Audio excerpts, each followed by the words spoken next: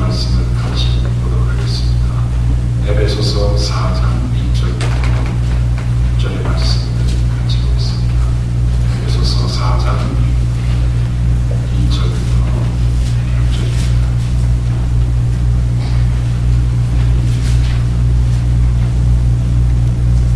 우리 같이 함성으로 읽도록 하겠습니다. 시작.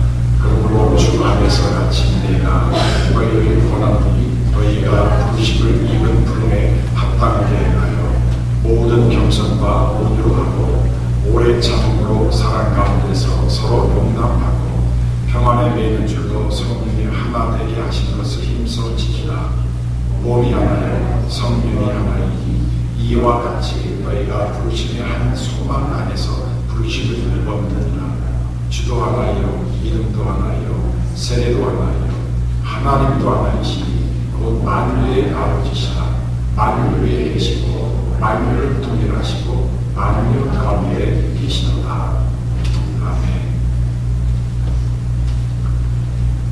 제가 신앙생활을 하면서 올해 나이 제가 55가 있는데요. 55년 동안 살면서 가장 가슴이 아프고 그리고 지금까지도 생각나는 사건이 하나 있습니다. 제가 다니던 모교회에 불미스러운 일로 인해서 교회에 싸움이 일어나기 시작했습니다. 나중에 깡패까지도 못해서 사람을 두들겨 패고 경찰서에 잡혀가고 끌려가고 하는 일이 벌어졌습니다. 저랑 같이 친구처럼 지내던 우리 친구들도 패가 갈라져서 한쪽은 2편 한쪽은 2편. 아니 지난주까지만 해도 같이 바켓에다가 라면 끓여 먹던 친구들이 갑자기 한 주 사이에 돌변을 해서 원수가 되는 그런 아픔. 지금도 그때 생각이 종종 납니다. 우리 믿는 사람들 가운데 가장 큰 슬픈 얘기가 교회 분열이고 교회 안에 일어난 분쟁의 얘기들입니다. 여러분 부모님들도 자녀들이 싸우는 거 보면은 괜히 괴로울 거라고요. 그러니까 저도 그걸 몰랐는데 애를 키우다 보니까 뭐 잘 싸우진 않지만 어쩌다 싸우면 진짜 화가 나고 마음이 너무 괴로워요. 하나님도 괴로움을 당하시는데 언제 제일 괴로울까? 제 나름대로 생각해보면 교회 안에 분열이 일어나서 싸울 때 이게 가장 가슴이 아프고 하나님의 마음을 찢어놓는 건 아닐까 하는 생각을 해봅니다. 지난 4년 동안 제가 주일장교회를 목회하면서 이런 일이 한 번도 벌어지지 않고 조금의 틈도 보이지 않아서 하나님을 찬양하고 또 이것을 위해 선신하신 여러분들을 주님의 이름으로 사랑하고 축복합니다. 앞으로도 우리 교회는 이렇게 아름답게 끝까지 하나 되어지는 것을 지켜나갔으면 좋겠어요. 여러분 마크 트웨인이라고 하는 미국의 유명한 소설가 아시죠? 네, 톰 소여의 모험 같은 거 지으신 이분이 이런 유명한 조크를 얘기하셨어요. 개와 고양이를 한 우리 안에 넣고 길러봤더니 며칠 막 싸우더라고요. 근데 시간이 지나니까 서로 적응돼서 그렇게 친하게 지내더라고요. 그래서 다음에는 돼지하고 염소하고 새를 또 한 우리에 넣었더니 이건 좀 심각하게 싸우더라는 거예요. 그리고 또 막 상처가 나고 막 새는 막 돌아다니고 뭐 새는 한 번은 돼지위에 앉아있다가 한 번 염소 위에 앉아있다가 난리를 피더라는 거예요. 그런데 한 6개월 정도 지나가니까 얘네들이 한 가족처럼 너무너무 친하게 지내더라는 거예요. 사람은 단일교인하고 장로교인하고 침례교인하고 천주교인들을 집어넣고 지내봤대요. 굳이 싸우더래요. 그런데 끝까지 싸우더래요. 그 싸움이 얼마나 가격해지는지 누구 듣고 지금까지 싸우는 겁니다. 마크 트웨인이 던진 조금의 우리 기독교인들이 가지고 있는, 교회가 가지고 있는 이런 분열, 다툼의 아픔들을 하나의 조크로 탁 화두를 던진 것 같아요. 여러분, 오늘 성경 에베소 4장 1절에 보면 사도 바울이 이렇게 시작하고 있죠. 그러므로 주 안에서 갇힌 내가 너희를 권한다. 사도 바울이 지금 갇혀 있어요. 감옥에 갇혀 있는데 감옥에 갇힌 사람이 허튼 소리 안 합니다. 굉장히 비장하고요, 절실하고 간절하고, 그리고 가슴에 묻어뒀던 얘기를 하게 되는 거예요. 상황이. 그러니까 사도 바울은 에베소 교회를 3년 동안 잘 목회하다가 떠났는데, 떠난 다음에 어떤 문제가 터졌는지 모르지만 그 문제를 놔두고 사도 바울이 갇힌 자 내가 너희를 지금 권한다. 어떤 문제를 지금 듣고 있으니까 그 문제 치유를 위해서 사도 바울이 부드럽게 권한다. 야단치는 것이 아니라 부드럽게 말을 한다 하는 얘기를 하고 있어요. 사도 바울이 여기서 말하는 권하는 말, 감옥에 갇히면서까지도 끝까지 하고 싶었던 사도 바울의 간절한 마지막 유언 같은 말이 무엇이었습니까?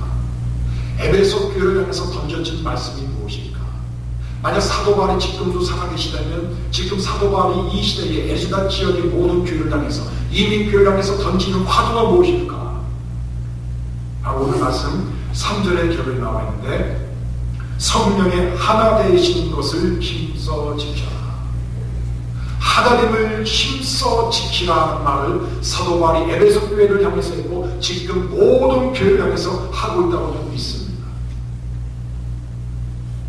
하나 되게 하소서가 아니라 하나님을 지키게 달라는 거예요. 여러분, 우리 예수님을 통해서 에베소서 2장 13절에 전에 멀리 있던 너희가 그리스도 예수 안에서 그리스도의 피로 가까워졌다고 했거든요. 그리스도의 피로 하나가 되었다고 했거든요. 우리는 하나가 될 수 없는 사람이었어요. 여러분 잘 보세요. 우리가 큰 교회가 아닌데 우리 교회 자그만 교회도 여러분 잘 보세요. 성격들이 다 달라요. 취향이 다 달라요. 교회를 보는 눈이 다르고요. 하다못해 예배 스타일도 다르고요. 어떤 분은 복음성가를 좋아하는 분도 있고, 어느 분은 복음성을 싫어하는 분도 있고요. 어느 분은 목사가 설교할 때 좀 짧았으면 좋겠다, 한 15분 정도 줄였으면 좋겠다는 분이 있고, 어느 분은 야 그래도 일주일에 한 번 듣는 설교를 내가 40분 해야 되지 않느냐 분도 한두 명 있으니까 다 다르고요. 배경도 다르죠, 피도 다르죠, 성도 다르죠. 같은 게 하나도 없어요. 그럼 저도 저 집사람하고 산지 꽤 오래됐습니다. 꽤 오래됐는데 같은 게 하나도 없어요. 같은 게 하나도 없어요. 아무리 눈을 씻고 봐도 여러분 같은 게 하나도 없더라고요. 취향도 다르고 보는도 다르고 듣는 일도 다르고 다 다르고. 그런데 예수 그리스도의 피로써 우리가 하나가 되었어요. 우리는 A형, B형, 뭐 A, B형 다 있지만 우리는 예수님 형이에요. 예수님 때문에 하나가 되었기 때문에 사도 바울은 그걸 알고서 사도 바울은 뭐라고 얘기해요? 하나님 에베소 교회가 하나 되게 하소서라는 기도가 아니라 뭐라고요? 하나님을 지키게 하여 주시옵소서. 하나 된 것은 기정사실이야. 기본 전제로 깔고 들어가는 거예요. 여러분 굉장히 막강한 기도입니다. 하나 되게 해서 하나 얼마나 힘든지 몰라요. 여러분 우리가 하나 되게 해달라고 해서 하나가 되던가 여러분? 절대로 사람과 사람 사이는 하나가 될 수가 없어요. 여러분 사람의 힘으로 하나 될 수 없어요. 하나님과 우리도 하나가 될 수 없고요, 사람과 사람 사이도 하나가 될 수가 없어요. 결혼했다고 하나가 되던가요 여러분? 연애를 한다고 하나가 되던가요? 그 사람과 깊은 교제와 우정이 있다고 하나가 되던가요? 절대로 하나가 될 수 없어요. 오직 예수님의 그리스도의 피로서 하나님과 우리가 하나가 되었고, 그 다음에 우리와 우리가 하나가 되었었기 때문에 그 하나됨을 만드신 예수를 믿기 때문에 그 근거 아래서 하나님 우리가 하나 되게 하셨는데 그 하나 된 것이 너무 귀하고 너무 소중하고 너무 중요하고 이것이 없이는 우리가 하나 될 수 없기 때문에 하나님 하나됨을 끝까지 지켜나가기를 원합니다. 그래서 3절에 힘써 주십시오. 영어 성경은 make effort to keep the unity of the Holy Spirit. 다시 말하면 성령의 유니티를 지킬 수 있도록 make effort, 노력하고 또 수고하고 최선을 다하는 그 얘기예요. 사랑하는 우리 교회들이 잘하고 있지만 더 노력해야 돼요. 우리 교회가 하나님을 지킬 수 있도록 더 노력해야 돼요. 목회자와 성도사회가 하나 될 수 있도록 더 노력해야 돼요. 저도 더 노력하고 여러분도 노력하고요. 또 성도사회가 서로 하나 될 수 있도록 서로 노력해야 돼요. 그래서 하나됨을 지키려 하려고 하는 사도 바울의 고백을, 기도의 내용을 우리가 공부하게 됩니다. 자, 그러면 오늘 에베소서 1절부터 6절까지 사도 바울이 말한 하나됨을 지키라는 말을 하면서 두 가지를 얘기하고 있어요. 하나는 뭐냐면 하나됨의 근거. 왜 우리가 하나가 되었는가? 그 다음에 하나됨을 지키기 위해서 우리가 어떻게 살아야 되는가? 앞에는 원리편이고요, 뒤에는 실전편이에요. 자, 왜 우리가 하나가 되었을까? 하나님의 근거, 이유는 무엇일까? 두 가지입니다. 여기 1절에 보시면 이런 말을 합니다. 너희가 부르심을 입은 부름에. 자, 우리가 어떤 사람입니까? 부르심을 입은 사람이다. 우리 어떤 사람이라고요? 우리는 부르심을 입은 사람이다. 이런 우리는 하나님의 부르심을 입은 사람이에요. 4절에도 봐도요. 너희가 부르심의 한 소망 안에서, 부르심이라는 말이 굉장히 강조가 되고 있어요. 하나님이 우리를 부르셨어요. 그래서 우리를 구원을 하셨어요. 그래서 그런 구원의 부르심이라고 얘기를 합니다. 또 하나님이 우리를 구원하신다는 게 그냥 내팽개치지 않고 우리에게 사명을 주셨어요. 사명의 부르심이에요. 여기에 계신 모든 분들은 구원의 부르심과 사명의 부르심을 받은 사람이에요. 죽을 때까지 하나님 여러분들이 사명이 있습니다. 우리 연세가 많으신 장로님, 권사님에게도 여러분 사명이 있어요.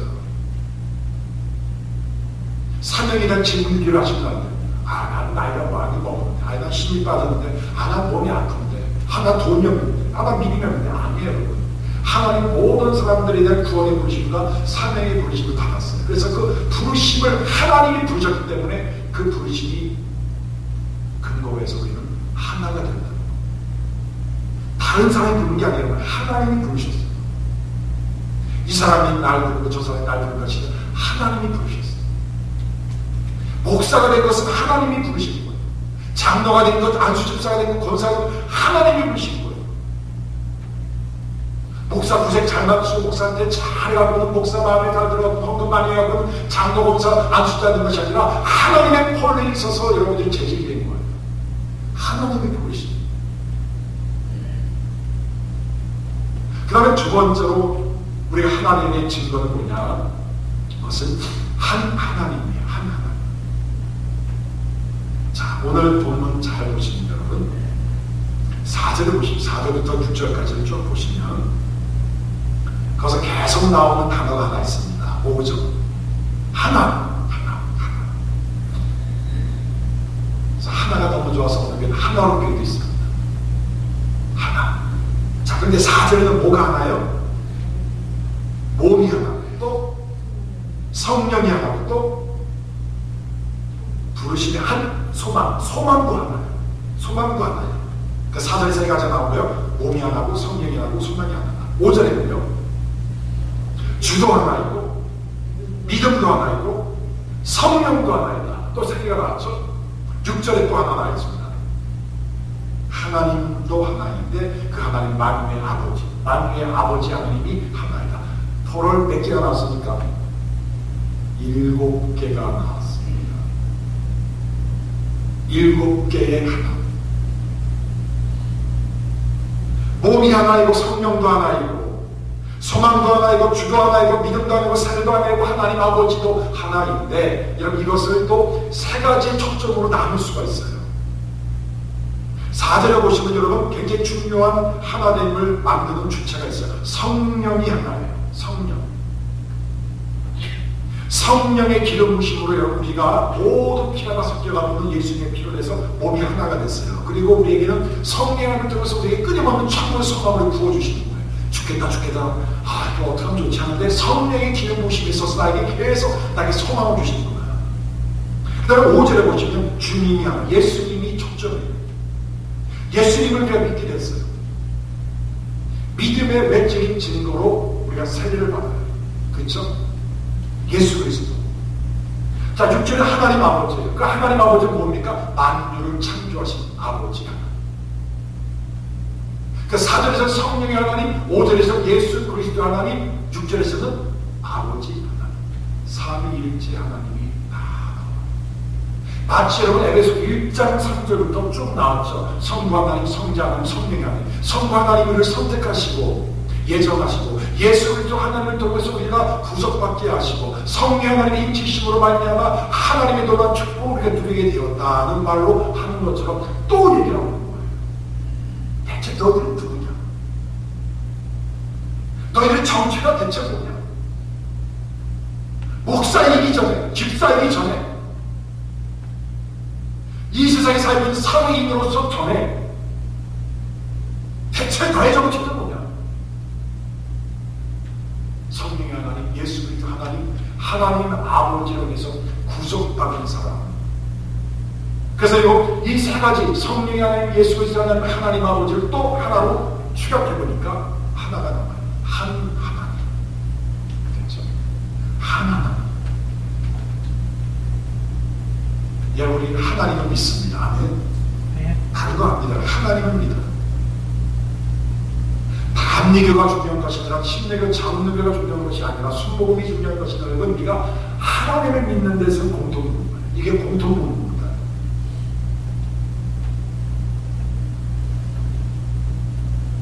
저 목회하다 보면 이런 분들이 있어요. 예배 시간에 보험성가 부르고 싫어하는 분들이 있어요. 예배 시간에 왜 보험성가를 부르세요? 찬송가를 부르시지. 여러분 찬송가의 3분의 1이 보험성가예요. 찬송가 안에는 여러분 애국가도 있어요. 폴란드 애국가. 너무 모르는 얘기 같은 거 있어요. 보험성가 따로 찬송가 따로 있잖아요. 그것 때문에 따지면 교회를 계속 옮기게 돼요. 왜 이 교회는 어느 분이 그래요. 우리는 성시교로 하지만 어느 교회 성시교로 안 하거든요. 그랬더니 그분이 이 교회는 이단교회인가 봐. 성시교로다. 저희는 제 사도신경이라고 성시교로는 안 하잖아요. 그럼 그게 중요한 게 아니에요. 내가 예수님을 믿어요. 성령님을 믿어요. 하나님을 믿어요. 그거 하나는 충분한 거예요. 나머지는 다 달라요. 단교가 다르고 장교가 다르고 예배 순서, 예배 형태, 모든 성례식 하는 것까지 다 달라요. 내 주관으로 교회를 재단하는 여러분, 내 마음에 드는 교회가 이 지구상에 단 한 군데도 없습니다. 그러니까 우리 교인들은 항상 나는 하나님의 부르심을 받은 사람이다. 나는 성부 하나님, 성령의 하나님, 예수 그리스도 하나님을 믿는다. 저 사람 내 취향과 내 취향이라고 목사님이 취향과 내 취향은 다르지만 목사님은 하나님을 믿고 하나님의 부르심을 받았기 때문에 그걸로 충분하다. 여러분 본질이 중요한 거예요. 저 본질이 중요한 것이지 껍데기가 중요한 게 아니에요. 포장지가 하려면 뭡니까? 그 안에 아무것도 없죠. 우리는 본질을 추구하는 사람이 돼야 돼. 하나님 날 부르셨다. 그리고 부르신 그 하나님 아버지 예수 그리스도 하나님 성령 하나님을 믿는다. 그런 걸 우리는 하나가 되고 그 하나님됨을 끝까지 고백할 때 우리는 하나님을 충분히 지켜나갈 수 있다고 하는 신학적인 백그라운드가 먼저 4절, 5절, 6절에 나오는 거예요. 그럼 2차 세계대전이 이제 끝났습니다. 독일에서 어떤 문제가 생겼냐면 누구 책임이다. 이게 누구 책임이다. 강문문박이 물어봤어요. 히틀러를 통해서 2차 세계에 막 퍼졌는데 난리가 났거든요. 그래서 보수진영과 자유진영이 막 갈라지고 남과 북이 갈라지고 동서가 막 분열되는 그때에 독일 출신의 신학자인 칼 바르트, 제가 좋아하는 신학자는 아니지만 또 나름대로 굉장히 아주 유명한 신학자인데, 그분이 독일의 많은 교회들 앞에서 이런 얘기를 했습니다. 여러분, 저는 만물과 역사의 창조자예요. 섭리자이신 하나님을 믿습니다. 여러분도 이 하나님을 믿으십니까? 사람들이 많이 했을 거 아니에요. 그렇게 하면 우리는 동일하신 이 하나님을 믿는 그의 자녀로서 그분 안에서 우리는 충분히 형제 자매로서 다 함께 따뜻한 손을 붙잡을 수가 있습니다. 옆에 있는 사람의 손을 붙잡으십시오. 그리고 그의 도우심으로 우리는 새로운 조국을 다시 만들어 갈 수 있습니다. 많은 사람들의 이론이 있었지만 칼바르트라는 신학자는 그 안에 우리는 하나님을 믿지 않는다. 하나님이 우리를 부르지 않느냐라고 하는 가장 기본적이고 중요한 공통 분모를 설파로 독일 분들을 하나로 묶고 독일이 재건될 수 있는 기폭제 역할을 했다는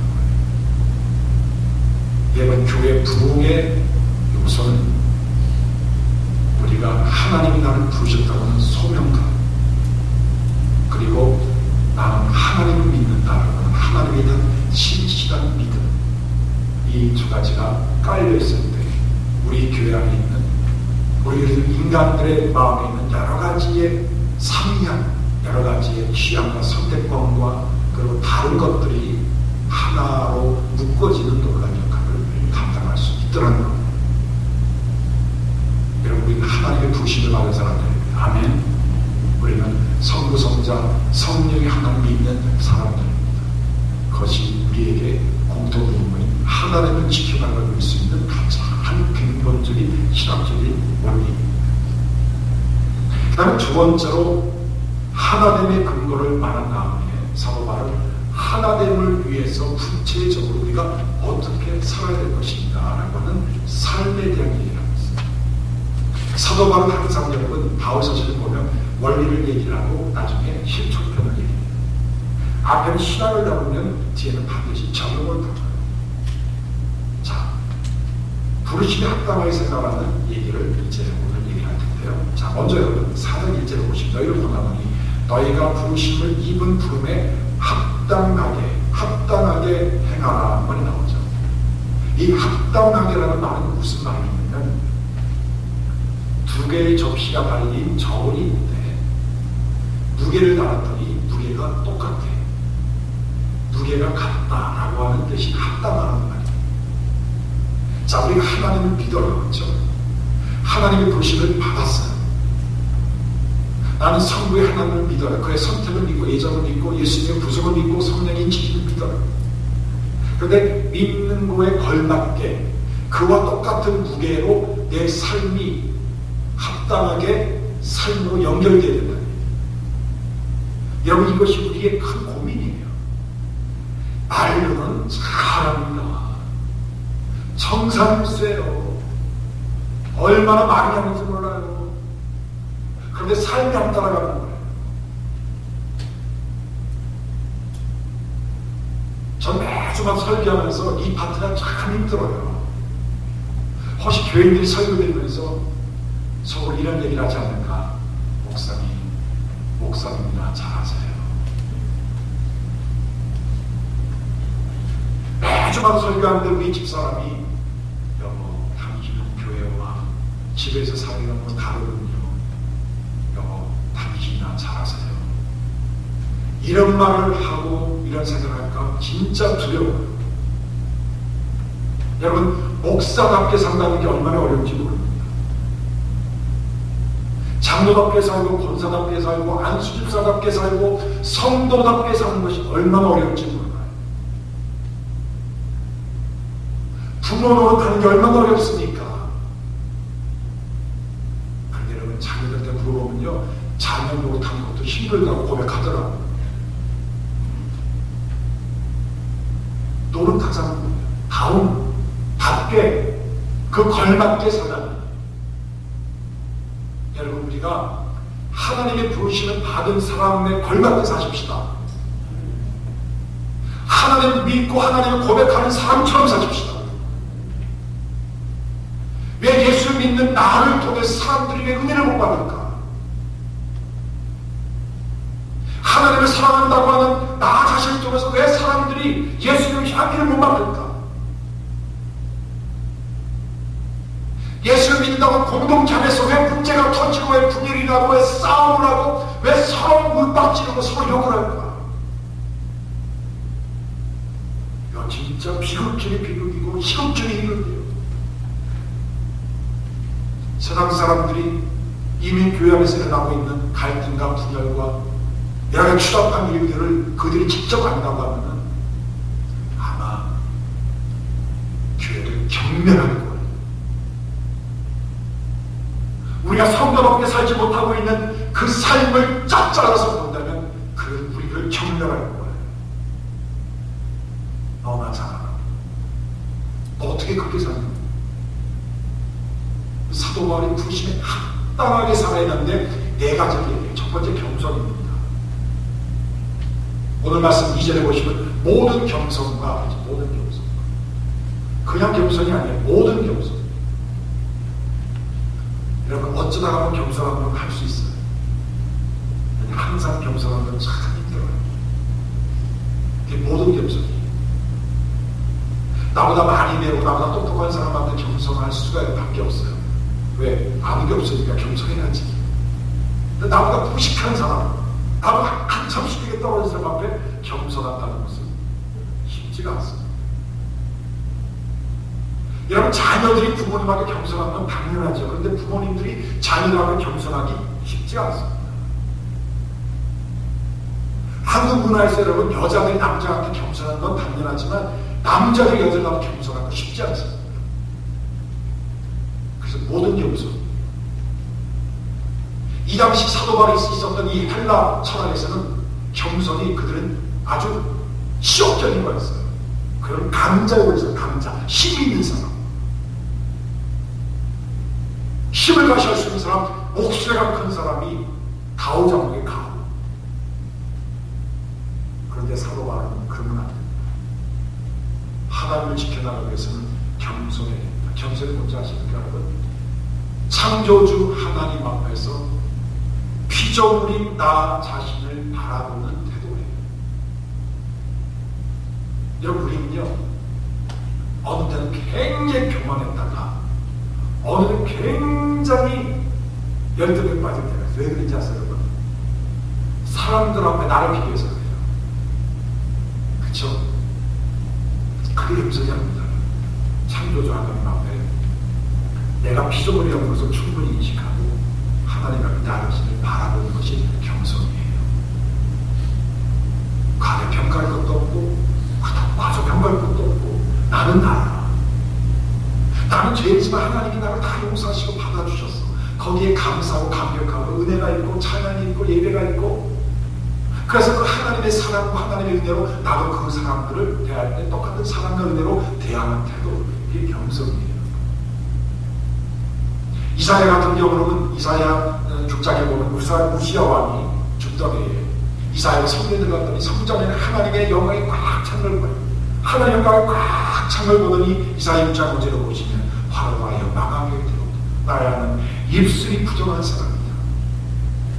이사야가 입술이 부정한 사람이 아닙니다. 하나님의 선지자들 왜 입술이 부정할까요?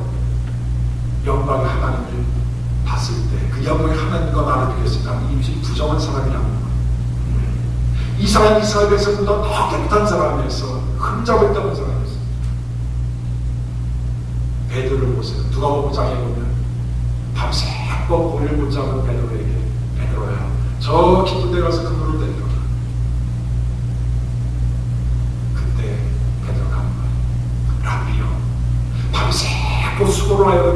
고기란 말에 붙잡았지만 말씀에 의지하여 내가 안 했습니다.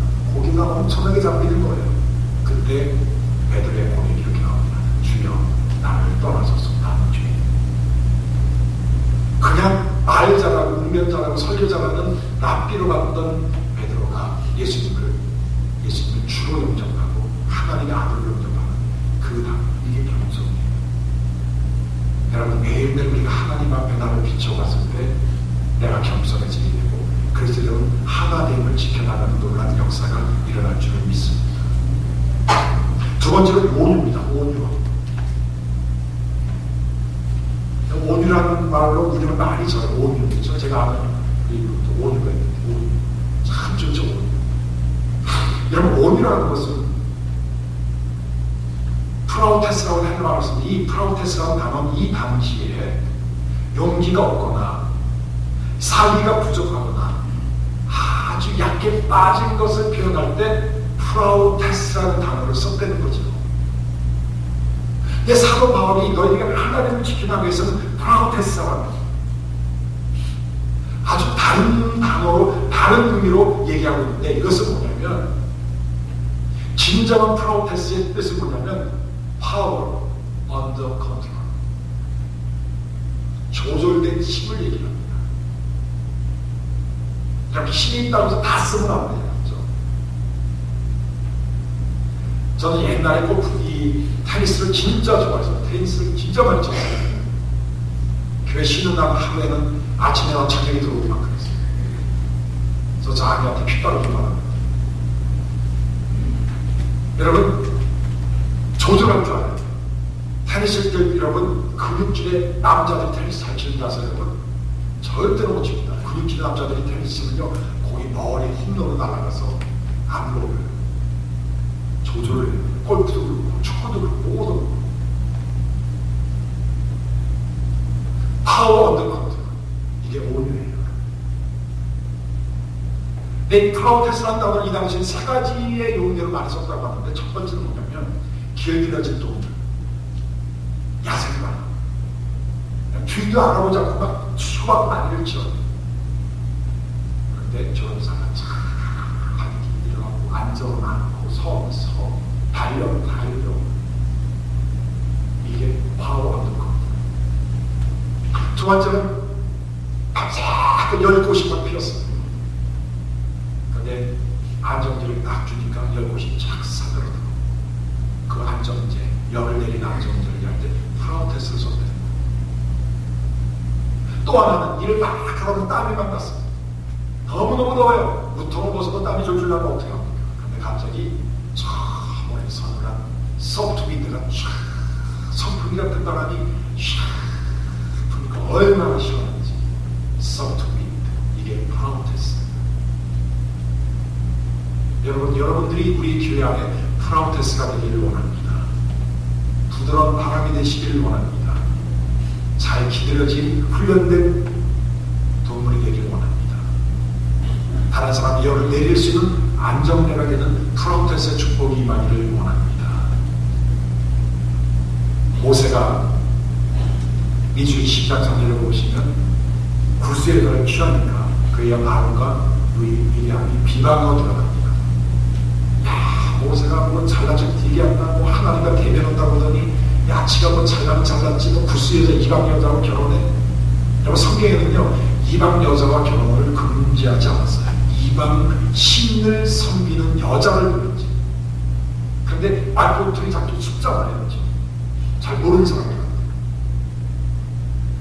그때 모세가 어땠을까? 민수기 10장 3절을 보시면 모세는 온유하게 지면의 모든 사람들 쓰다가 파워 언더 컨트롤, 화내지 않고 온유함으로 덮어줬습니다. 마태복음 21장 53절 예수님 같은 경우도 예수님이 잡히러 가셨을 때 로마 군병들이 예수님을 잡아옵니다. 칼을 뽑습니다.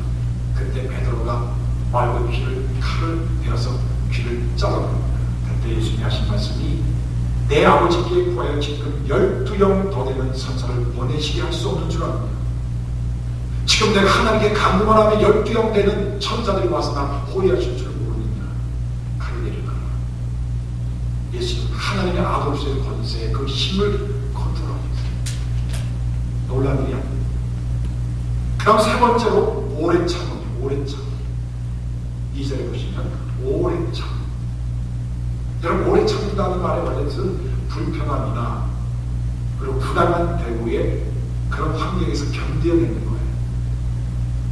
여러분, 세상은 공정하지 않습니다. 공평하지 않습니다. 다 불공정해요.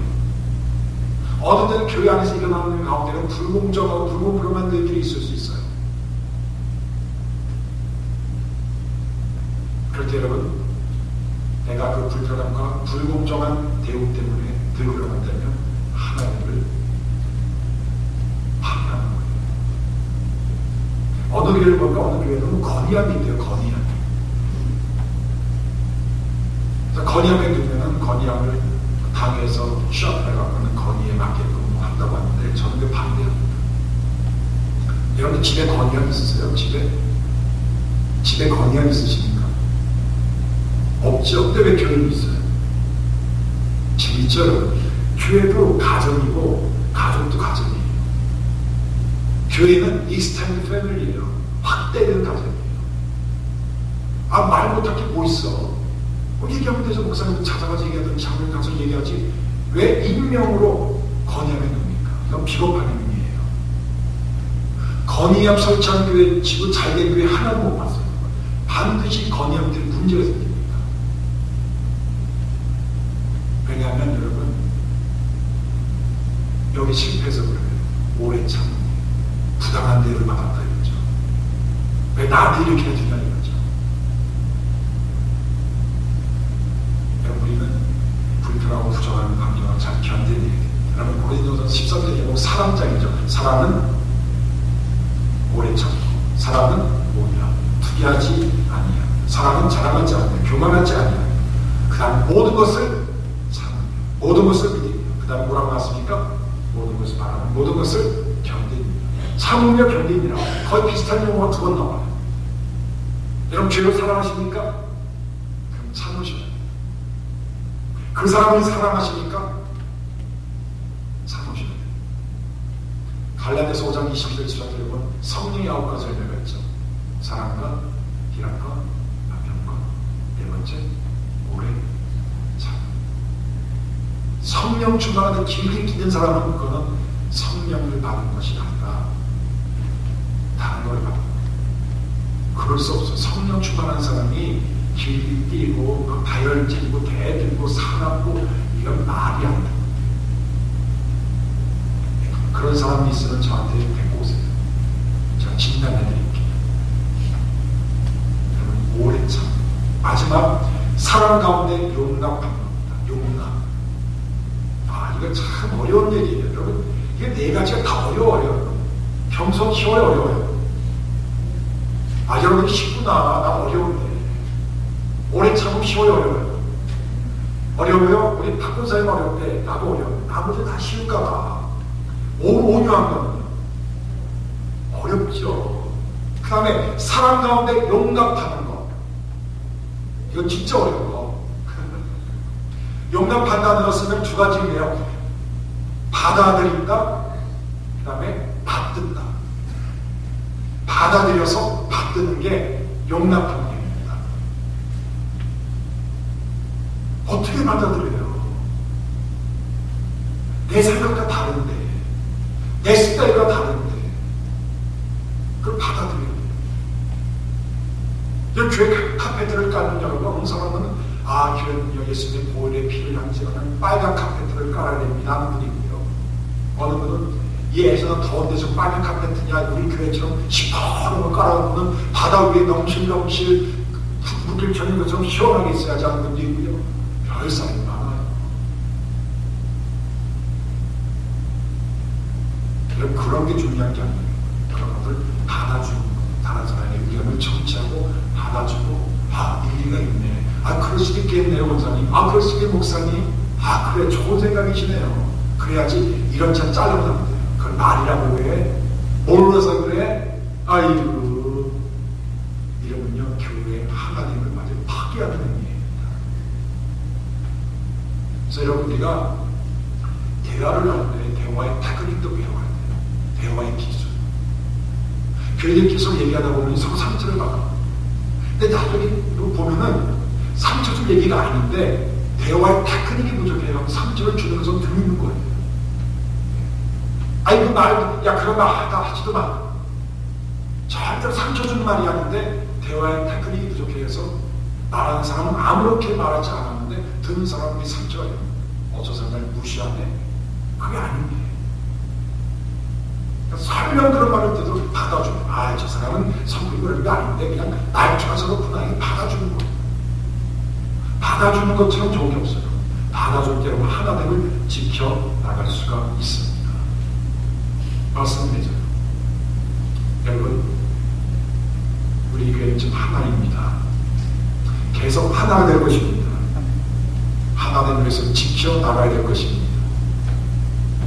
혹시 오늘 설교가 CD를 나가고 인터넷에 나가는데 제 인터넷을 요새 한두 번 들어가 보면은 사람들이 꽤 많이 들어요. 최근 설교는 몇십만 듣지만 옛날 거는 1000명도 듣고 막 그런 것도 있더라고요. 혹시 CD가 설교를 듣는 가운데 이 말씀에 은혜가 됐으면 좋겠어요. 1년에 교회를 두세 번씩 옮기는 분들 이 말씀을 들었으면 좋겠어요. 교회 하나님을 지켜나가는 형제자매가 됐으면 좋겠어요. 교회를 파괴하고 교회를 해체시키는 교인이 되지 않고 진짜 겸손하고 진짜 온유하고 진짜 오래 참고 상대방의 그 모든 사람을 용납할 수 있는 형제 자매가 되기를 원합니다. 분열을 시키는 사람이 아니라 화합시키는 사람, 잘라드리는 사람이 아니라 이어주는 사람, 트러블 메이커나 피스메이커로 돼서 사도바는 하나됨을 지켜나가는 귀한 은혜가 우리 메리조나 지역에 있기를 주님으로 축복합니다. 기도합니다. 하나님 아버지 감사합니다. 하나님을 끝까지 지켜나갈 수 있는 성도 교회가 되게 하여 주시옵소서. 예수님의 이름으로 기도드리옵나이다. 아멘. 우리 주기하신